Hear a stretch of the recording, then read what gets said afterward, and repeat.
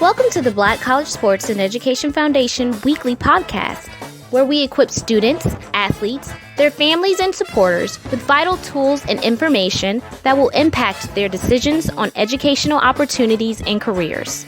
Tune in every Thursday night at 7 Eastern Standard Time as we host prominent guests from a variety of backgrounds, such as education, sports, medicine, and the corporate world. Remember, the Black College Sports and Education Foundation is your one-stop resource center. Now here's your host, Gil McGregor.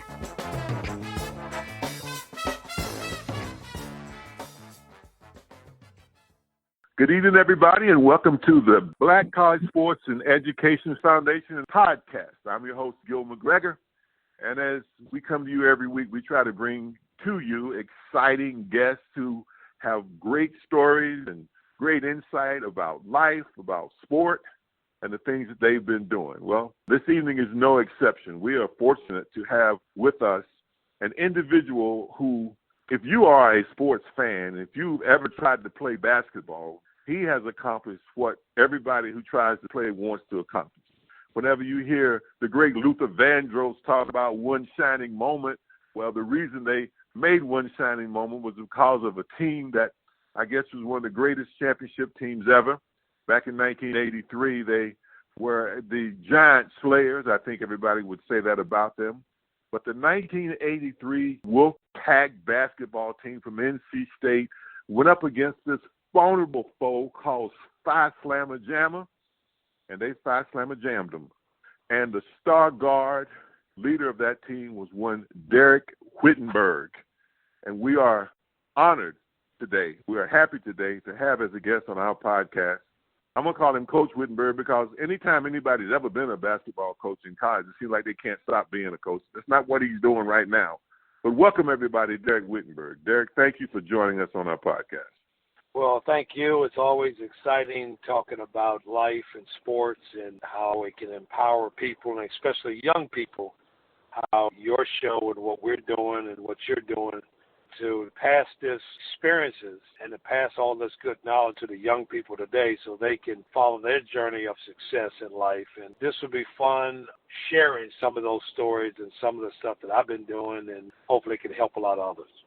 Well, we're looking forward to that, Dereck, and let's see how can we get this started. I'm anxious just to ask you about that one shining moment and about that season that led to an opportunity for you to win the last game you played. Most people don't get to win the last game they play. Certainly if it's in a series that leads to a national championship. When that season started, did the idea of greatness, did the idea of being at the top of the mountain at the end of the season, was that deeply embedded in all of you guys? Because you had one of the most inspirational basketball coaches to ever sit on the sideline and win Jim Valvano. But how did that season start and the progression that led to that one shining moment? Let me give you a 5-minute kind of journey on how it all started with me just telling you how I got to NC State.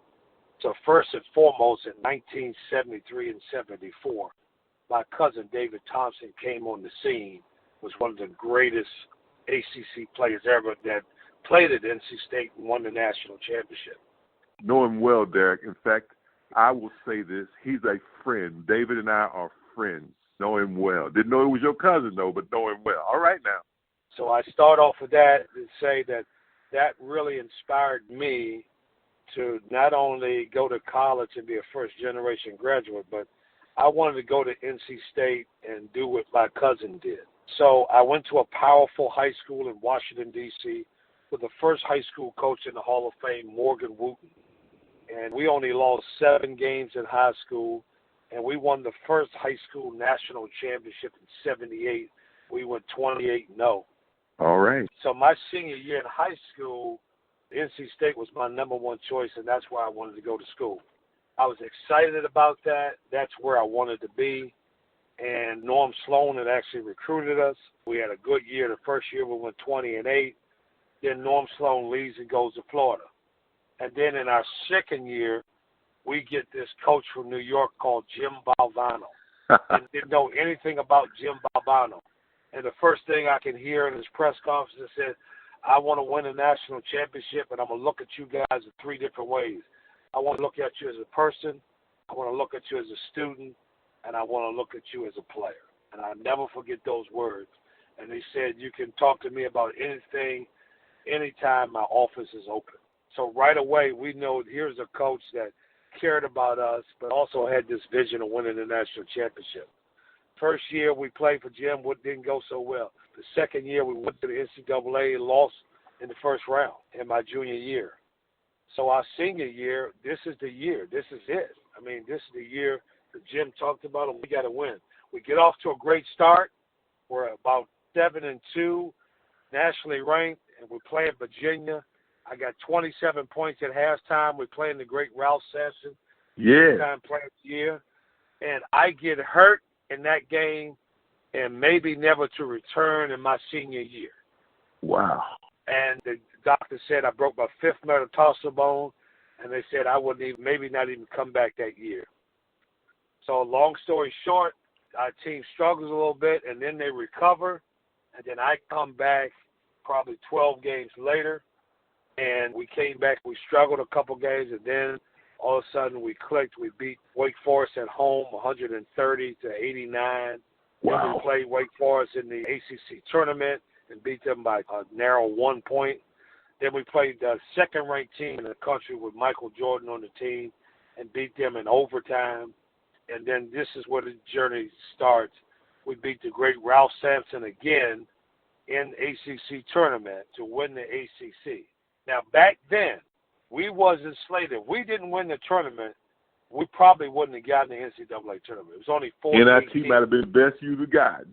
Yeah, we might have gotten the NIT, but it was only 48 teams back there. So we had to win the ACC championship. And then what makes matters worse, we all excited. We won the ACC. We beat the number 1 ranked team in the country. We beat the number 2 ranked team company. Guess what they did to us? They sent us as a 6th seed out west. Away from our fans. What a reward, right? They sent us all the way out to away from our fans and all the way out there. He's got an ACC team that just won the ACC tournament, and they sent us way out west, and we were flying high. And we go out to Corvallis, Oregon, and we playing Pepperdine, who we should have lost in double overtime game. Came back and snuck that game out. Then we played the great UNLV team, coached by the late Jerry Tarkanian, and beat them in the last second game. Then we went to Ogden, Utah, and played in the Western Regionals finals. And Lord behold, we played Utah, who upset UCLA earlier. And then we end up going and playing UVA again in the finals of the Western Region. 4th time against Ralph Sampson. Yeah, 4th time. And we had never beaten Virginia in 8 straight times and still into the ACC tournament. We upset Virginia again and win the Western Region, go to Final Four. 90% of all the reporters thought this was going to be Ralph Sampson's swan song. Yeah. So when we upset them, most of the reporters went back home. They didn't think NC State had a chance.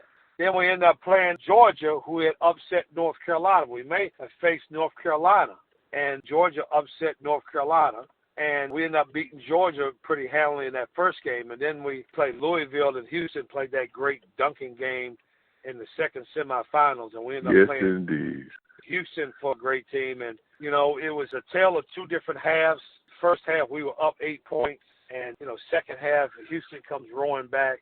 And then Olajuwon gets tired, and they take him out of the game, and they hold the ball. And they slowed it down. They slowed it down for us, which fits our style. And then we came back, and, you know, this little number 25 got that ball in the last seconds and heaved it up. And then Lorenzo Charles dunked it for the national championship. Who would have known, Gil? Stop right there. Was it a shot or was it a pass? Oh, it was definitely a pass. I know it's 37 years ago, but it was definitely a pass. I got you, babe. Definitely a pass. Okay. Set that straight. I know there are folks who watch that video all the time, and they say, okay, here's Low Charles, pretty strong guy down low. Wait a minute. That was too perfect a catch and a dunk. Was that an alley-oop or was that a jump shot? Yeah. Well, they know that I didn't pass too much. I was a shooter, I got it. They're trying to give me an assist. You know, but what an iconic moment, the way it was done. and it was a David and Goliath story. Nobody Yes. thought. We were a pretty good basketball team. We had played in the ACC, and we respected our teams, but we didn't fear anybody. And Jim Valvano, you got to give him all the credit, the leader. From day one, he believed that we could win the national championship, and we followed his lead. You know, we had a motivational speaker in to talk to our student athletes. Okay. And he was talking and giving the 3 C's and D's, and I said, let me explain something to you. I said, you know, we experienced leadership and what it took to win a national championship. I said, the one thing that you did not illustrate in your talk is that Valvano spent time for us and cared about us as people. In return, we knew he cared about us, and we didn't want to let him down. Okay. We trusted him from day one. So the players know if the coach is real. The players know if the coach cares about him. You cannot fake that. So in a simple sense of a team in leadership, we had a leader that understood us and cared about us as people. Because remember, he talked about us, I want to think about you as a person, as a student, and as a player last. And sometimes today, we as coaches have compromised the fact that we want to win and talk about sports, but we don't want to build the relationships, and then we don't want to talk education to our kids. We think every one of our kids are going to go to NBA, going to go to the NFL, and make millions of dollars. But guys like me and you, we talk about the 99% of taking sports and using that experience to be successful in life. All of you are not going to play professional, but a lot of you are not even going to play in your same sport. Oh, yeah. You need to take advantage of the opportunity and get better as a person, get a great education, connect with people, and find your journey and find your way of success in life. There's so many different people that are successful in every sector of life. We cannot always pay homage to people only that play sports or in entertainment. Oh, well, there's no doubt about that. You talk about the odds. I remember years ago whenever the Hornets arena was built down in Charlotte.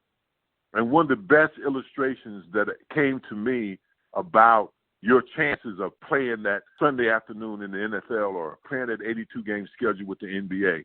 And the illustration was if it was a sellout at the Charlotte Coliseum, it would be 24,000 people in the arena.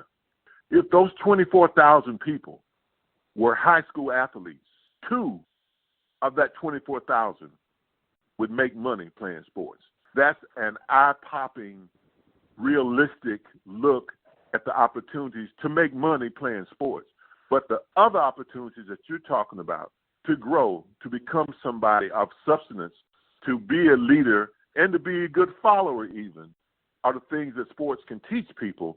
But a lot of times, the message not gotten to the player, but it's also people who are around it that pull for you or pull against you might not help that message either. When you talk about leadership, and when people see Coach Valvano, we know all the things that happens through the ESPN, the Jimmy V Foundation, and the cry and the laugh and the think daily is what he says everybody has to do. You know, you had a good day. You can't live no better than that. Fill us in on some of the things that he said to you guys that not only got you going, but kept you going, particularly that last year. Well, one thing about Coach Valvano, he was very, very positive. He may internally or by himself may have doubts about certain things, but he showed unshakable faith and confidence when things went bad. When I went down and the team struggled, he kept his positive attitude and kept the team together, kept the team on the vision. One of the phrases that we did when I produced the 30 for 30, survive in advance. You know, you got to survive the tough times, and you got to keep on advance. That's persevering. And Jimmy was like that. He wasn't like that just doing that championship run. He was like that every day. I've never seen him with a down day. Like, one thing I talk about when I speak is that one thing that you can control, is that you can control your attitude every day. Yeah. If you wake up in the morning and be thankful and humble for that, you can say, I'm going to have a great day. You can be positive about that. You can control that. And a lot of times we take for granted. Jim Valvano always had that upbeat personality and always was uplifting. And that was one of the keys for us. And he always wanted to enjoy life and have fun. Even when we were practicing, his biggest thing is for us to work hard, but we want to have fun with it. We want to enjoy ourselves. So he was an unbelievable motivator, not just in game time, but every day he gave us a great motivation. And it wasn't always about basketball or sports. It was about what you got to do in your daily life. And that's what was really special for that man and really helped us in that journey. Dereck, you talked about being from the D.C. area, and our paths have some touch points that I find very intriguing as we talk, including me breaking my fifth metatarsal in my left foot while I was trying to play basketball back in the day. And, of course, you had to remember all of the scores of the times you beat Wake Forest. I think that's just a little bit too vivid for me, but I'll accept that because, being ACC brethren. But when you talked about the pull, the lure of your cousin getting you to go to NC State, were there other thoughts of other institutions that maybe had you thinking? I mean, you're right there in D.C., and you had to see the loveliness of a Howard University from time to time, and certainly that had to cross your mind. But whittling it down to being NC State, it was that family connection more than anything else that took you there?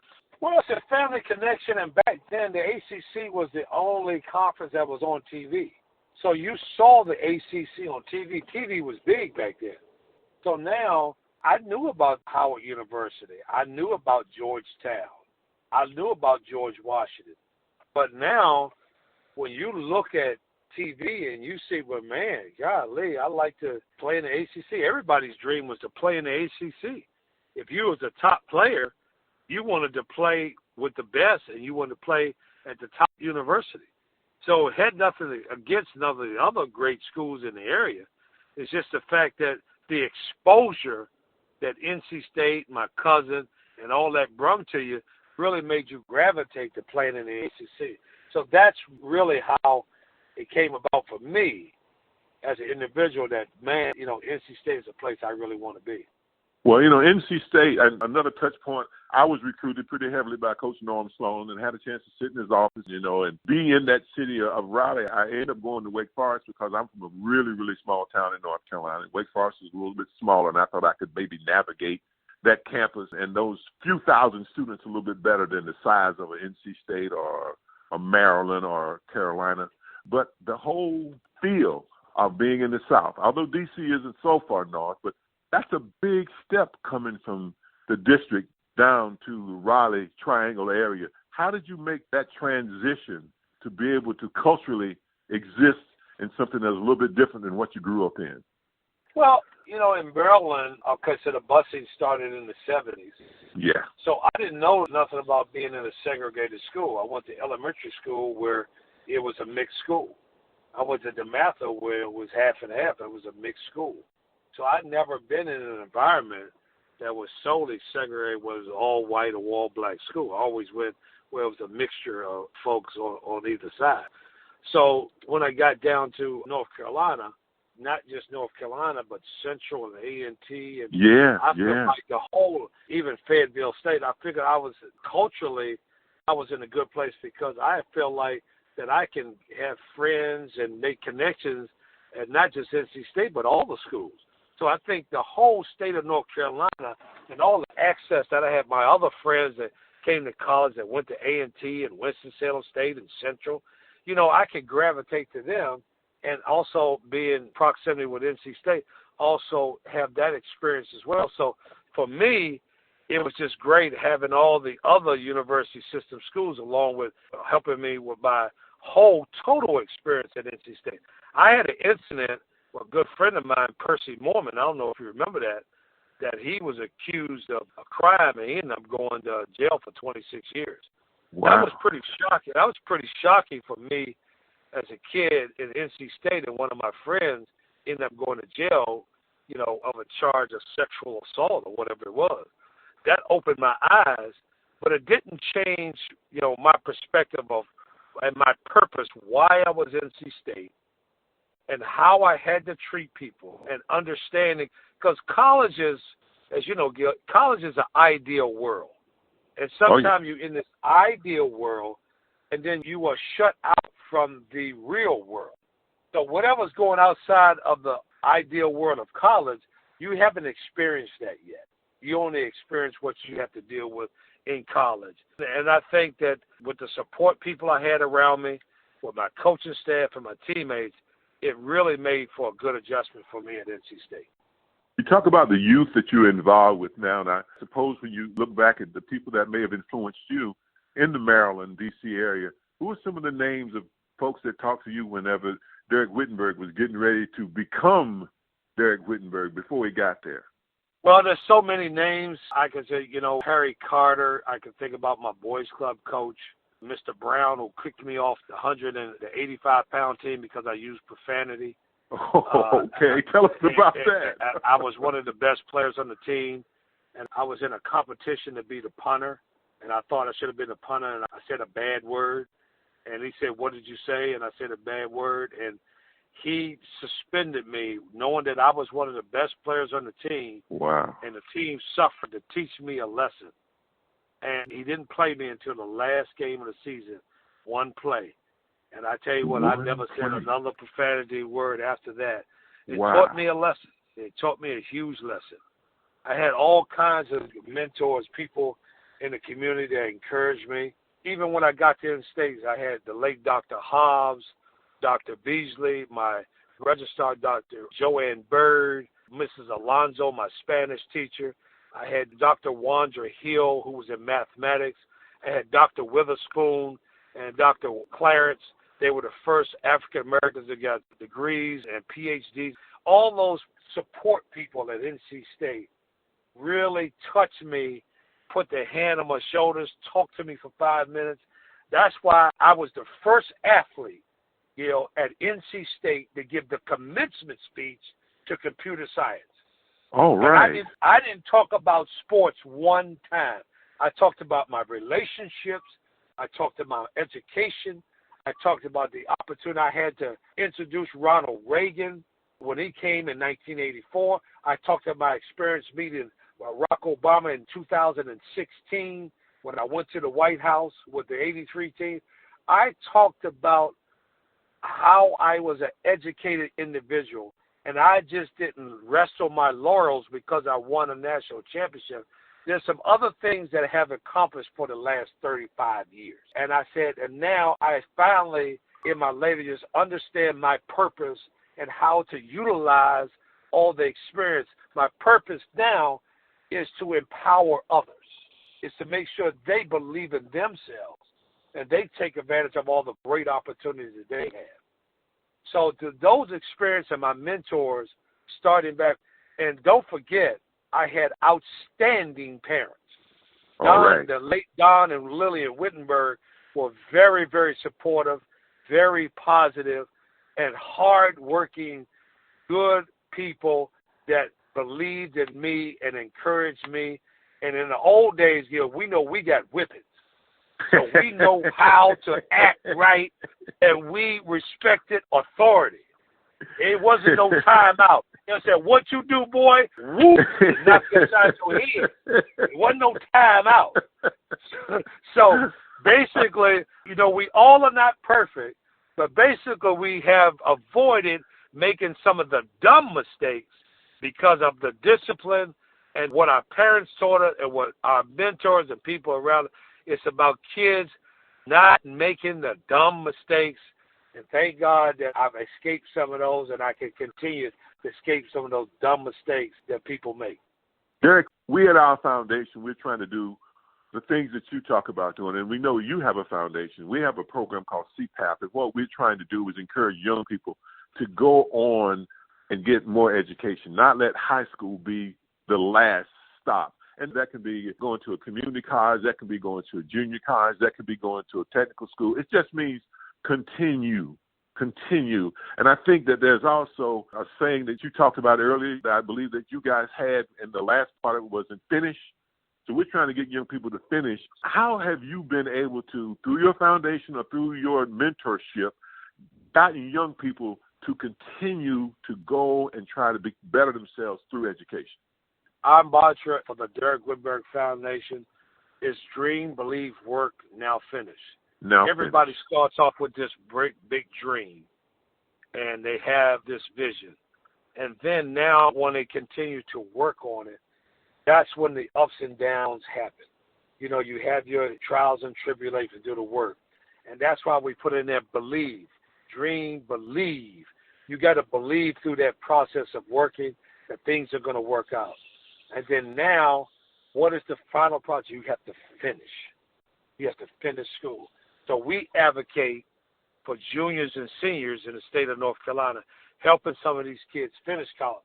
Some of them get started good through their freshman and sophomore years and even their junior year, but sometimes they can't get over the hump. They have some kind of hardship in their family, something tragic happened, and they feel like they just got to quit and don't finish.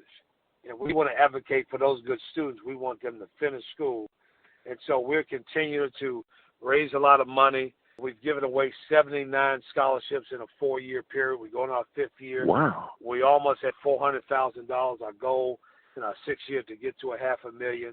Right now we support St. Augustine, Shaw, Meredith, all-girls school, Wake Tech, Peace, a small private school in NC State. Our biggest vision is that we want to support all of our local schools and we want to support the 17 university system schools as well. So we are pushing and fighting to support all these schools in some manner.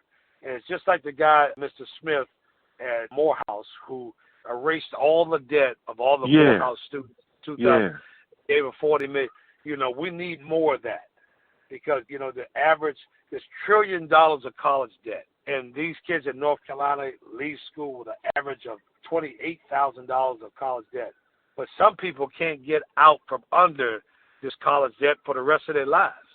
So we're trying to get the word out there. Hopefully this concept can grow. It can go to other states. Other people can catch on. But we got to help this young generation in college. College is getting much more expensive. Kids are not passionate about going to school. But like you said, you know, we got great junior colleges and technical schools and schools like Wake Tech and many others, and at least small private schools that, you know, that kids can go to. And also you can gravitate and go to the bigger colleges. Go to Wake Forest. Go to NC State. I mean, you can get a great education if all of our colleges in the state of North Carolina. And what they're missing is that not just a great education, but you can get a great experience, college experience. Me and you know that college experience is valuable. Oh, yeah. And it's priceless. So let's not give up on that. Let's try to encourage these kids to go to school. Where did this journey start, Dereck? What was the thing or things or people that got you interested in heading in this direction? I know you're still very much involved with your alma mater, with NC State, and you're an assistant or associate athletic director and involved so much with all the athletic programs there. But this sounds like a passion and a love that you have to pursue in addition to your walk that takes you to work every day. Well, I came back to NC State in 2013, and I told Coach Godfrey I'll come back on 2 conditions. Number one, that I'm not really interested in coaching basketball no more, and I'll help you the first 2 years. And I said, number 2, that I need to be involved in the university in a bigger capacity. I want to be able to help all of our students. I want to be able to help our school in fundraising. I want to be an ambassador for our school. I want to show people what the experience of NC State has done for me and what you can gain and how to take advantage of this experience. And so after 2 years, I moved to administration. And my passion is always, as a first-generation graduate, is that education is always going to be important. It's going to be important for our future. It's going to be important for everything that we do in life. And so in that role in NC State, I needed a little something more. So the Sheraton Hotel and the Jimmy V Restaurant, they asked me would I start a foundation. It's something that you can help the community, that gives us, the Sheraton, a presence, gives Jimmy V a presence. And I said, only one condition, I want to start a foundation and I want to do an education. So my wife is the executive director. She does a great job. We have a board. and we're just running with it. We're excited about it. We're doing great things, and we're just trying to get the word out. I think it's to raise money and give it away. Man, that is such a great story. And again, you say things that touch me because sort of on the same paths, maybe not at the same place, but on the same paths. And one of the things that interests me, and I'd like to hear just a little bit more about it, is the 30-30, the whole series. And the fact that when they make those series and they have a time, you got a couple of hours with yours. And talk to us about that particular project and how that came about and how it became so successful. In 2013, I called my friend up. I was a coach at Fordham University, and I had a great run there, and I got fired. I'm sitting on my couch, and I'm watching the film The Fab Five, about the team at the Fab Five, the 5 players at Michigan. Michigan, yeah. And I called my friend up, Jonathan Hawk, who worked at Hawk Films, who did several films for ESPN. I said, Jonathan, the NC State film is a great story. I said, we got to tell it. And we started in 2011, and ESPN turned me down twice. TNT turned me down. CBS turned me down. I came back to ESPN the third time. The third time's a charm. So it took us 2 years to put this project together. It's the first 2-hour film of the 30 for 30 series. And as of today, since 2013, this Christmas, 68 million people watched Survive in Advance. Wow. The first 2-hour film, Emmy Award-winning film, Survive in Advance. 68 million people on Christmas Day watched that film. Outstanding. 68 million. Way to go, D. Whittenburg. Wow. So people talk about, they write books, but I tell stories. Yes. And to me, it's nothing better than visualizing and having people visually telling stories. And that film tells a story of perseverance. It tells a story of a great man who tragically lost his life for a dreaded disease in cancer, how a team of ordinary kids from all walks of life came together and bonded in a chemistry with no jealousy, no envy, a team that really is an example of a word. People put the word chemistry, but we actually practiced it. We had it. And nobody looked at nobody a different way. It's an unbelievable story. It's like the Remember of the Titans. Yes, it's an unbelievable story. And it was just so real. And so I thought that, to me, in Jonathan's credit as a director, he put it together, but he allowed me to tell him the journey and the trust in him and allowing me to tell him about these guys, about my coach, about the teammates, and how we were the example of chemistry and the way you can build a team to win it all. And we told that story. We didn't know how good that story was going to be. We didn't know. We just wanted to tell the story. And it ended up being an outstanding story that people are still watching today. Well, certainly just the whole aura about Coach Valvano and his encouraging people to never give up is something that has resonated throughout this country with people who suffer with that dreaded disease or suffer with any other infirmities or limitations. And that chemistry that you talk about, who were some of the guys that you're staying close to that was on that team and that y'all still interact with each other? Let people know about who that team was. Well, the film started before our teammate Lorenzo Charles suddenly passed away in an accident.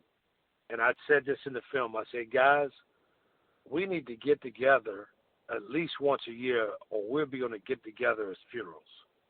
There's no reason for us to have such a special moment in time, in history for NC State, for us not to get together, and just embrace each other. There's nothing wrong with that. And so, to me, I consider myself the spearhead that keep everybody together. I talked to the speaker today. I said, nobody taught me, and I didn't read in the book how to lead. But if I admire my parents and I admire the mentors, I learned leadership by watching the examples of people around me. It's like what you hang around is what you become. So if you watch a lot of positive leadership, if your parents was good leaders and very positive, and your mentors and, like you say, your coaches, then you learn leadership from them. You don't have to read it in a book. So everybody says all to me, how did you become a leader? Because of the people around me. You learn more by absorbing the positive energy and the positive people around you.